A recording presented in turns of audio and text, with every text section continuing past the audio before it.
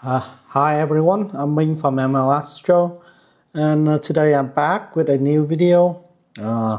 Give you a tutorial on how do you configure the guiding, the PHD2 guiding for your SAL-33.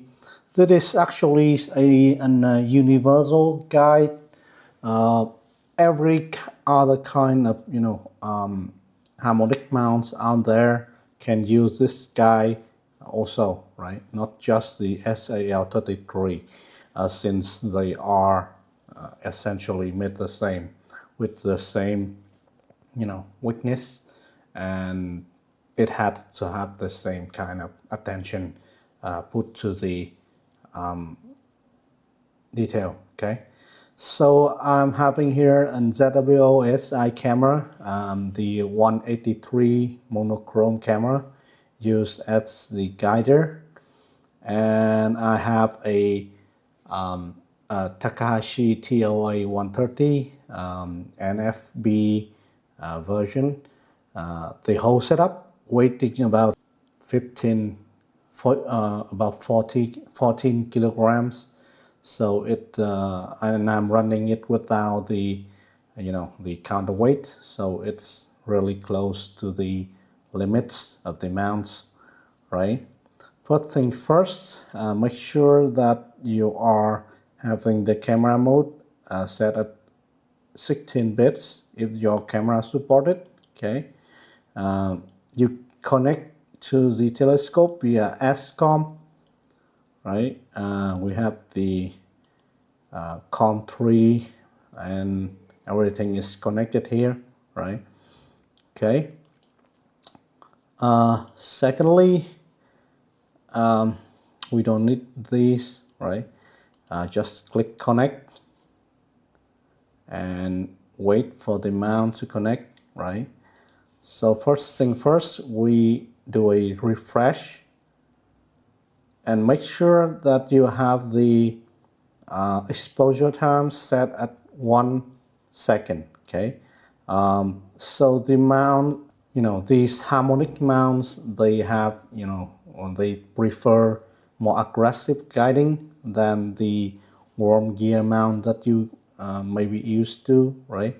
For worm gear mounts, we usually guide with 2 or 3, even 4 second exposure, right? But the harmonic mount likes to be pushed around more regularly. So yeah, you should pick the guiding at 1 second, and I even see some use the 0.5 second guiding and they get very good result with it. So you can experiment with those exposure time, see what works best for your specific case. Okay, so now we have selected the start. Before we do the calibration, I would like to go into the setting first. Please check to see if you have the right focal length dialed in, right? In my case, I'm using the TOA 130 without any reducer, so the focal length is about 1000 millimeter. So for the SAL-33, it works best with intermediate short to intermediate focal length. So I would say you would get better results with shorter scope. I would stay about 1200 millimeter and no longer than that. Okay, if you are using scope longer than that, you can, but it should be for planetary works, solar works, but you will have a harder time doing the long exposure due to the way the harmonic mounts build, right? They have very high periodic error relatively compared to worm mount, so worm gear mount. So yeah. Okay, so the setting here is also important, right? You should let the calibration step calculate it for you, right? It will based on the image scale. It will calculate the calibration step for you, right? In this case, it's 250. Okay, and I can see the calibration step is set to 250 here, right? One of the very important thing that people usually miss with harmonic mount is that you have to make sure that the assumed declination orthogonal to right ascension, right? So because the harmonic mounts usually have huge P in the order plus minus 20 arc second, right? So if you are doing calibration away from the meridian, you might have some of that periodic error in RA leaks into the declination calibration, and it will mess up your orthogonality of the right ascension and declination. So it is best to have this setting enabled, right? Very important. Do not miss this. Okay. All right. I will have the reserved declination output after meridian flips. I have fast recenter after calibration auditor. Okay. Everything, yeah, looks good. For the guiding algorithm, I usually like to pick the predictive periodic error correction predictive pack, right? So as I was saying before, the harmonics mount have huge PE.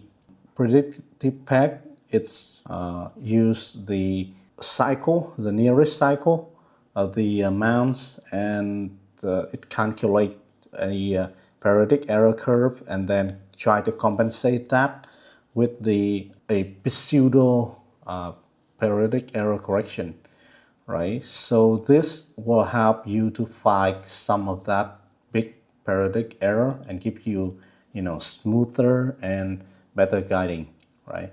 It has some, you will have some, preemptively guide paths to deal with the P, right?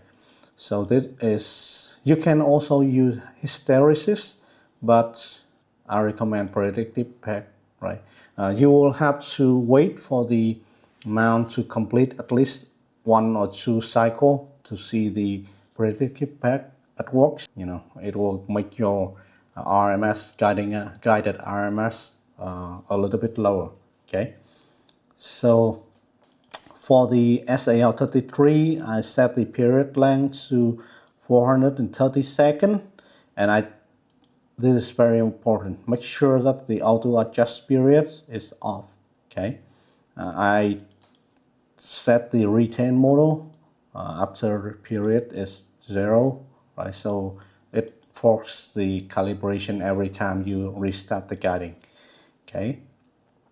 One more thing is the predictive weight. For when you start out, I usually set the reactive weight to 100% and the predictive weight to 100%, right? Okay. So anything looks good, right? The declination, we use resist switch. Okay, and we turn off the fast switch off for large deflection. Okay, looks good. All right, and we click OK. Oh, and make sure that you have the in guiding you have used multiple star, right? This will help you combat the seeing when you guide, right? Okay, now let's refresh the camera once more and then pick the guide star, and then I will force a calibration.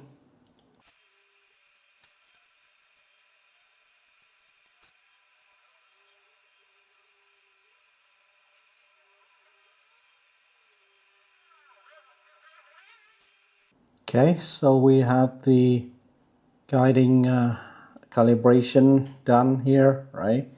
And it throw up an error, but I don't think this is a significant issues, so we just accept this calibration. Okay, so the mount will now go into guiding, right? And as you can see right off the bat, we have some relatively large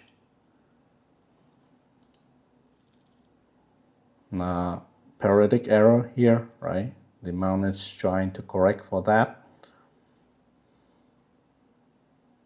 So these are the large, deflection. And yeah, I hope this we go into better parts, right?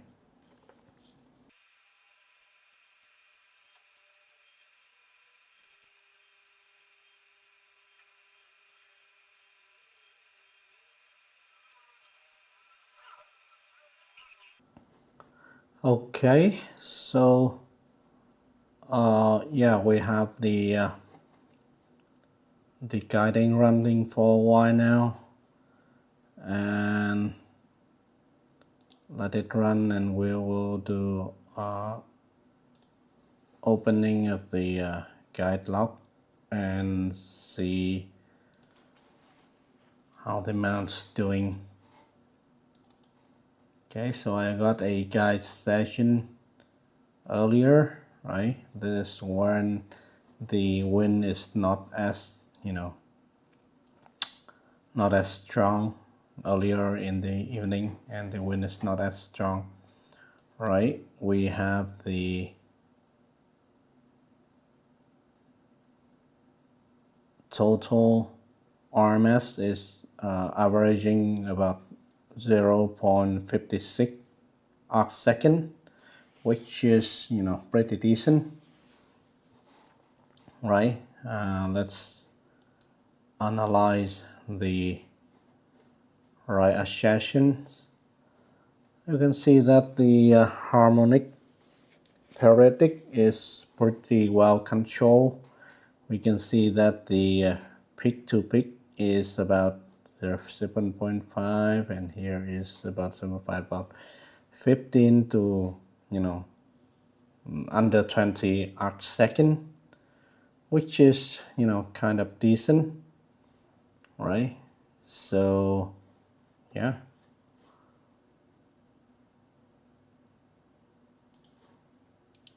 Okay, so as you can see, when the wind is not that, strong, we can have pretty good guiding here, right? We can have, sub arc second. But again, our observatory is on the 5th floor of my home, so the wind, this is the windy season of Vietnam.